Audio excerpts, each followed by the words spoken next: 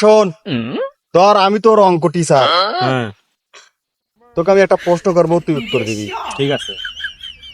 ধর তোক দুইটা গরু দিলাম, আরো দুইটা গরু দিলাম, আরো দুইটা গরু দিলাম, তাহলে কয়টা হইলো? 7টা। হয় নাই। ধর তোক দুইটা গরু দিলাম, আরো দুইটা দিলাম, আরো দুইটা দিলাম, কয়টা হইলো? 7টা। হয় নাই। আচ্ছা দাঁড়া দাঁড়া, অন্য খালি বুঝাই। ধর তোক দুইটা লিচু দিলাম, আরো দুইটা লিচু দিলাম, আরো দুইটা লিচু দিলাম, তাহলে কয়টা হইলো? 6টা।